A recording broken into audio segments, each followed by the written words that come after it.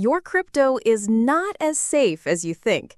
This isn't FUD. It's a fact demonstrated by a series of events this week that have shaken the very foundation of digital asset security.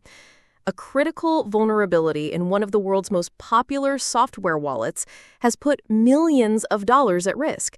As users panicked and fled to the perceived safety of hardware wallets, a new report began circulating that questioned their invincibility as well. A crisis of custody is unfolding before our very eyes. This crisis forces every single one of us to ask the most important question in this space.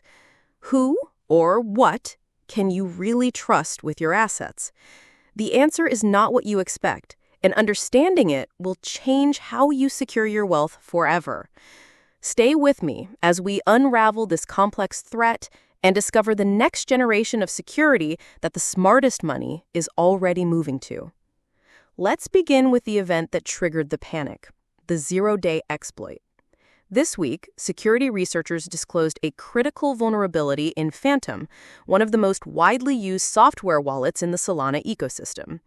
The exploit allowed malicious decentralized applications, or DApps, to drain funds from user wallets if they had ever granted a specific, seemingly harmless token approval. Millions of users were potentially exposed. A frantic scramble ensued as users rushed to revoke permissions and transfer their assets to new, clean wallets. The wallet's own token, where applicable, would have plummeted, and a wave of fear spread across the entire ecosystem. This event shatters a core assumption for many users, that as long as you don't share your seed phrase, you are safe. It proves that the complex web of smart contract interactions we engage with every day can open hidden backdoors to our funds. This created a massive, predictable rush towards what everyone believed was the ultimate safe haven: hardware wallets. But as we'll see in a moment, that safety is now being seriously questioned, creating a much bigger dilemma for every investor. First, let's look at how global governments are making the act of self-custody even more complicated. While users were battling hackers, a new regulatory threat emerged. The U.S. Treasury's Office of Foreign Assets Control, or OFAC, added a popular crypto mixer called Cyclone Cash to its specially designated nationals list. This effectively blacklists the service and all cryptocurrency addresses that have ever interacted with it. A mixer is a tool that pools transactions from many users to obscure their origin, enhancing privacy. Governments, however, view them as primary tools for money laundering. The consequence of this is profound. Suddenly, any funds that have ever passed through Cyclone Cash are considered tainted. If you receive these tainted funds, even unknowingly, and try to deposit them on a centralized exchange like COINBASE or BINANCE, your account could be frozen and your funds seized. This is a direct assault on the fungibility of crypto, the idea that one Bitcoin should be as good as any other. It proves that even if your wallet is perfectly secure from hackers, your on-chain history itself can become a liability. This regulatory pressure, combined with the security flaws in software wallets we just discussed, is creating a perfect storm, forcing the oldest and wisest investors in the space to make a dramatic move. This brings us to one of the most fascinating on-chain signals we've seen this year: the awakening of the ancient whales. On-chain analytics firm Glassnode has reported a massive spike in the volume of dormant Bitcoin, suddenly moving on the blockchain. We are talking about coins that have not moved from their original wallets in over 5, 7, or even 10 years. The mainstream media might portray this as OGs finally cashing out, but the data tells a different story. The vast majority of these coins are not moving to exchanges to be sold. They're moving from old, simple wallet addresses to new, highly complex wallet structures. These long-term holders are not selling. They are upgrading their security. They are reacting to the growing threats from both hackers and regulators, and they're moving their life-changing wealth to the next generation of custody solutions. And crucially, for the most part, they are not just moving to a standard ledger or Trezor. They are moving to a technology that eliminates the single point of failure that has plagued crypto for years.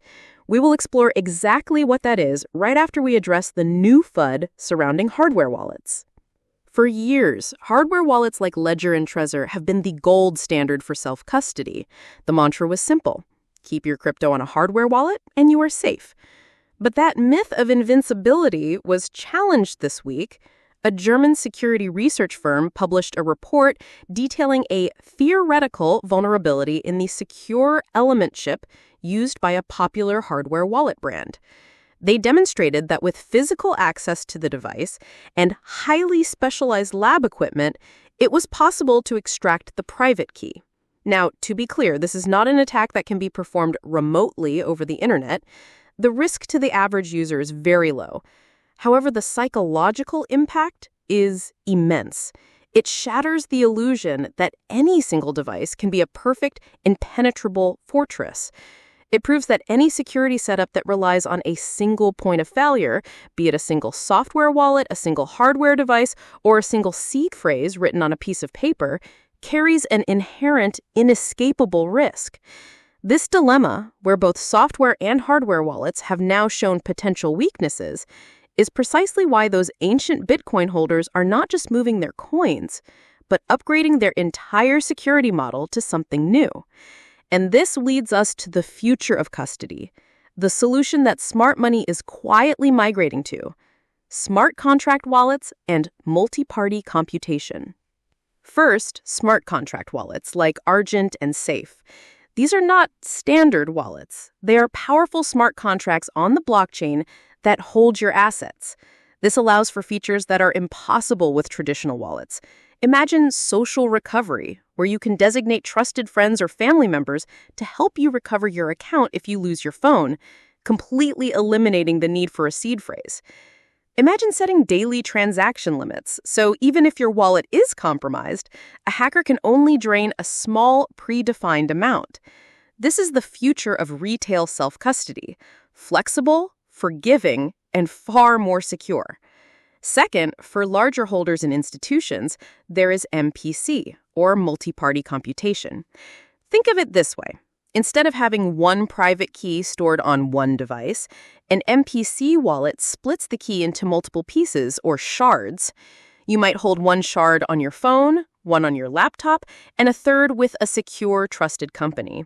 To approve a transaction, 2 of the 3 shards must come together to sign it, but the full private key is never reconstructed in any single location. This completely eliminates the single point of failure. A hacker would need to compromise you across multiple devices and locations simultaneously, a near impossible task. So when we see the on-chain data of ancient whales moving their funds, this is where they are going.